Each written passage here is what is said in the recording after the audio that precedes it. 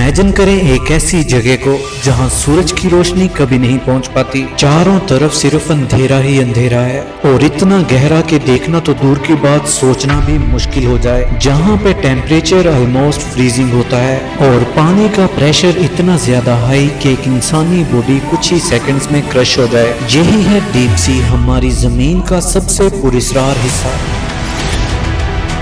ये deep sea सिर्फ एक जगह नहीं है बल्कि ये एक पूरी दुनिया है। और सबसे हैरानी की बात यह है कि हमारी जमीन का 70% हिस्सा पानी से ढका हुआ है, लेकिन साइंटिस्ट ये कहते हैं कि अभी भी समंदर का 80% हिस्सा अनएक्सप्लोर्ड है। इसका मतलब ये है कि हम मार्स के सरफेस के बारे में ज्यादा जानते हैं, लेकिन अपने ही समंदर की गहराइयों के बारे में ऑलमोस्ट कुछ भी नहीं। अभी तक तो सब कुछ पूरा मन था, लेकिन अभी कुछ तो बदल रहा है।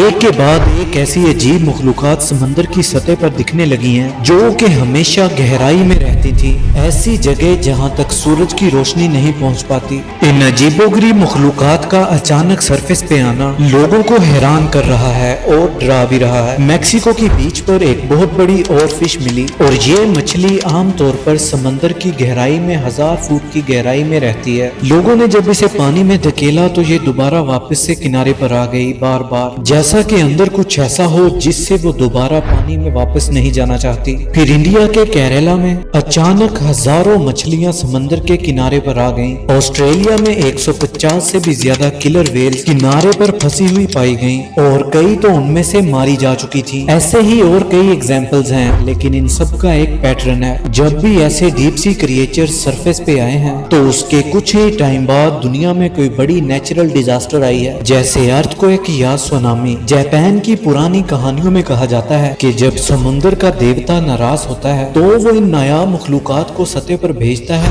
वार्निंग के तौर पर। और ये सिर्फ कहानियां ही नहीं है। 2011 में जापान में आए सबसे बड़े अर्थक्वेक और समुद्री तूफान से कुछ दिन पहले वहां के समुद्री किनारों पे कई और फिश देखी गई थी। साल 2017 में फिलीपींस में भी ऐसा हुआ। पहले रेयर मछलियां दिखी और फिर आया जबरदस्त अर्थक्वेक। फिर इसके बाद साल 2022 में चिली में भी यही पैटर्न दोहराया गया। अब सवाल ये उठता है कि क्या ये सब एक इत्तेफाक है या फिर ये डीप सी क्रिएचर्स हमें कुछ बता रहे हैं। कुछ लोगों का मानना है कि हमारी जमीन के पास एक ऐसा एस्टेरॉयड घूम रहा है जिसके रुख में धीरे धीरे बदलाव आ रहा है। अगर उसने जमीन से टकराने का रुख पकड़ा तो वो सीधे समंदर में क्रैश हो सकता है, और अगर ऐसा हुआ तो उस टक्कर से जो तूफान बनेगा वो कोस्ट लाइन को पूरी तरह से तबाह कर देगी। लेकिन क्या यही सच्चाई है?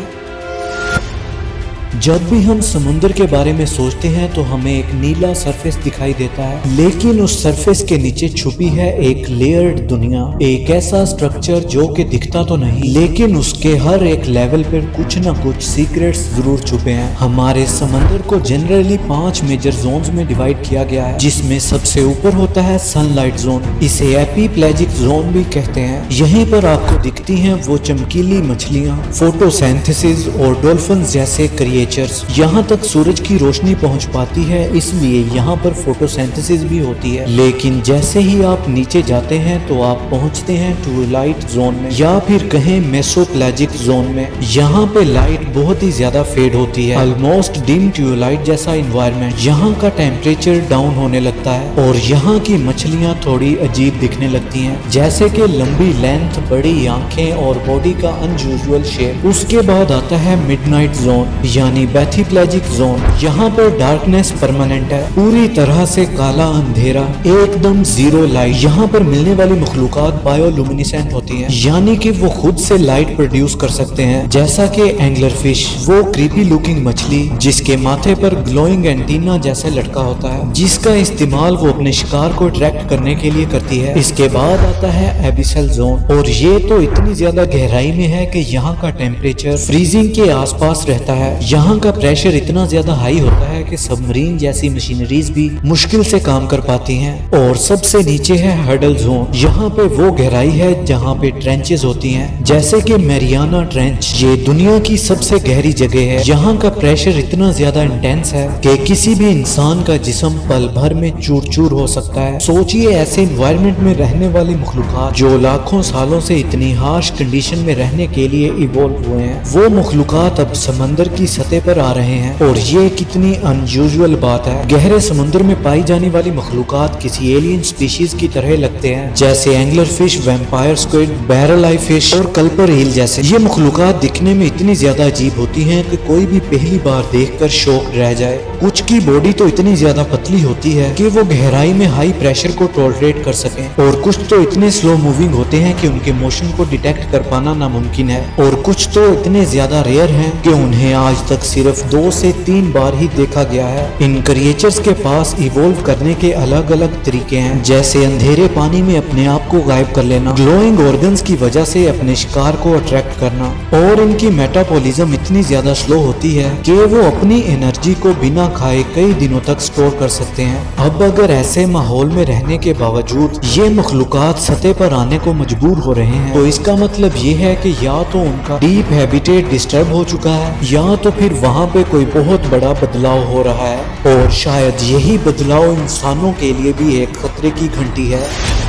अब सवाल ये उठता है कि जो मखलूकात लाखों सालों से समंदर की अंधेरी और खतरनाक गहराइयों में रह रहे थे, वो सब अब अचानक से सरफेस की तरफ क्यों आ रहे हैं? क्या ये सिर्फ कुछ रेयर केसेस हैं, या फिर इसके पीछे कोई बहुत बड़ा राज छुपा है? साइंस इस सवाल का जवाब जानने में लगी हुई है, और अभी तक इसके कुछ बहुत ही स्ट्रॉन्ग, आंखें खोल देने वाले एक्सप्लेनेशन सामने आए हैं। ओशन वार्मिंग, समंदर का बढ़ता हुआ टेम्परेचर। पिछले कुछ सालों से समंदर का टेम्परेचर लगातार बढ़ रहा है। क्लाइमेट चेंज की वजह से ग्लेशियर पिघल रहे हैं, पोलर आइस कम हो रही है, और समंदर के सरफेस का पानी पहले से कहीं ज्यादा गर्म हो चुका है, और ये गर्मी सिर्फ ऊपर ही नहीं बल्कि नीचे तक भी पहुंच रही है। और डीप सी क्रिएचर्स जो कि ठंडे और स्टेबल एनवायरनमेंट के लिए इवॉल्व हुए हैं, उनके लिए ये बदलाव जानलेवा साबित हो रहा है। जब नीचे का एनवायरनमेंट भी तब्दील होने लगे तो इन्हें सरवाइव करने के लिए दूसरी जगह की तलाश करनी पड़ती है, और यही वो वजह है कि वो ऊपर की तरफ माइग्रेट कर रहे हैं। Oxygen minimum zone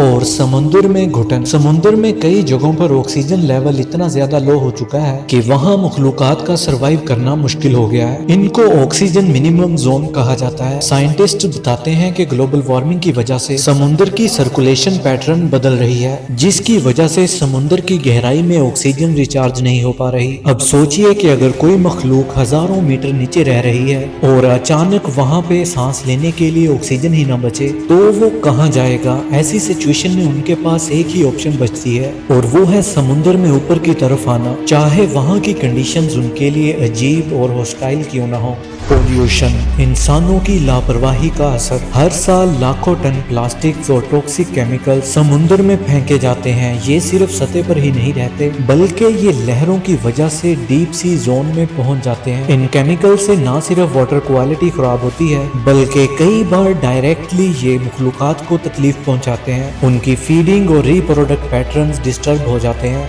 deep sea minings और अंडर वाटर ड्रिलिंग एक्टिविटीज से सी फ्लोर डिस्टर्ब होना शुरू हो चुका है। आप इमेजिन करें एक ऐसी जगह जो लाखों सालों से अनटच्ड थी, वहां अचानक से इंसानों की बड़ी बड़ी मशीनें आ जाएं, तो क्या वो मखलूकात वहां पे आराम से रह पाएंगे? सोनार और नॉइस पोल्यूशन। आजकल सबमरीन्स, शिप्स और मिलिट्री सोनार सिस्टम समुद्र में ऐसे साउंड वेव्स छोड़ते हैं जो कि कई किलोमीटर दूर तक ट्रेवल करते हैं। डीप सी क्रिएचर्स इन अल्ट्रा लाउड और अननेचुरल फ्रीक्वेंसीज के लिए कभी इवॉल्व भी नहीं हुए। इन साउंड्स की वजह से उनके नर्वस सिस्टम पर असर पड़ता है। कई बार तो इंटरनल ब्लीडिंग भी हो जाती है। कई वेल्स और डॉल्फिन्स को ऐसे सोनार ब्लास्ट के बाद कंफ्यूज होकर सरफेस पे आते देखा गया है। कई बार वो बीचेस पर पहुंचकर फंसे हुए पाए गए हैं। अंडर वाटर जलजले और टेक्टोनिक प्लेट्स की मूवमेंट। कई बार डीप सी क्रिएचर्स का सरफेस पे आना नेचुरल टेक्टोनिक प्लेट्स की मूवमेंट का अर्ली साइन होता है। जब सी फ्लोर पर अर्थक्वेक और वोल्केनो जैसी एक्टिविटीज होती हैं, तो वहाँ का टेम्परेचर और प्रेशर रैपिडली बदल जाता है। इन अचानक हुए डिस्टर्बेंस से ये क्रिएचर्स डर जाते हैं और उन्हें लगता है कि उनका हैबिटेट अनसेफ हो चुका है, जिससे वो ऊपर की तरफ भागते हैं। जापान में ऐसे कई डॉक्यूमेंटेड केसेस हैं जहां पे रेयर फिशेस के देखे जाने के कुछ ही दिन बाद अर्थक्वेक्स आए हैं। इन सभी वजहों को अगर एक साथ देखा जाए तो एक बात साबित होती है कि ये हादसा रैंडमली नहीं हुए। ये क्रिएचर्स हमें कुछ कहना चाह रहे हैं। शायद डीप सी क्रिएचर्स कुछ घबराए हुए हैं, या शायद हमें वार्निंग दे रहे हैं।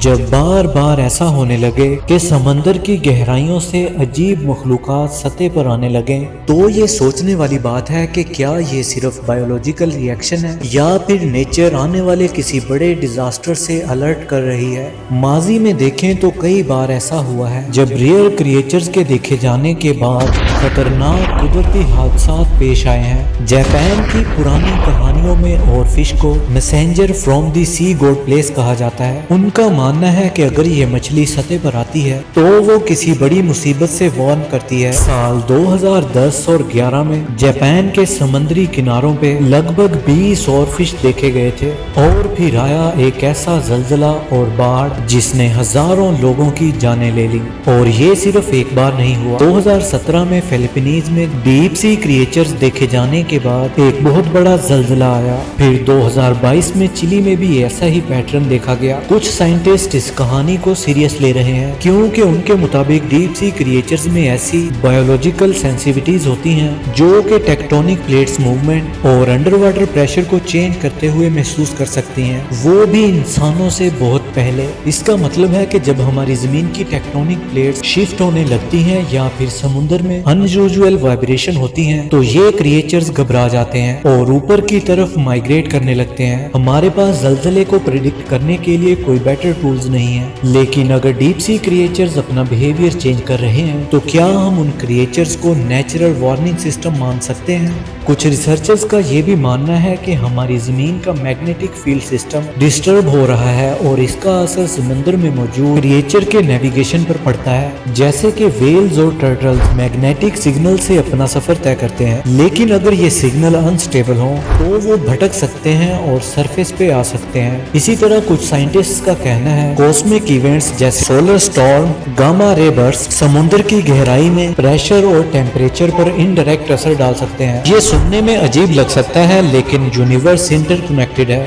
और नेचर अलग अलग तरीकों से हमें सिग्नल्स भेजती है। हमारी जमीन पर 5 बार मेजर एक्सटिंक्शन हो चुके हैं जहां जमीन की स्पीशीज वाइप आउट हो चुकी थी और हर बार समंदर में ही कुछ मेजर बदलाव पहले हुए थे। अगर आज डीप सी में ऐसा कुछ हो रहा है तो ये सिर्फ समुद्री जिंदगी के लिए ही नहीं बल्कि ये पूरे बायोस्फीयर के लिए एक खतरे की घंटी हो सकती है। साइंटिस्ट पहले ही वार्निंग दे चुके हैं कि हम 6th मास एक्सटिंक्शन के एज पर हैं। क्लाइमेट चेंज, पोल्यूशन, डिफोरेस्टेशन और अनकंट्रोल्ड एक्सप्लॉयटेशन ने इकोसिस्टम को इतना ज्यादा डिस्टर्ब कर दिया है कि कई स्पीशीज साइलेंटली डिसअपीयर हो रही हैं। शायद डीप सी क्रिएचर्स का ऊपर आना उसी इम्बैलेंस की अर्ली वार्निंग है। तो क्या ये सिर्फ एक कोइंसिडेंस है या फिर एक ऐसा पैटर्न जिसे समझने की हमें बहुत ही जरूरत है? एक बात तो तय है, नेचर कभी भी चिल्ला कर नहीं बोलती, वो सिर्फ विस्पर करती है और अगर हम उन विस्पर्स को इग्नोर करें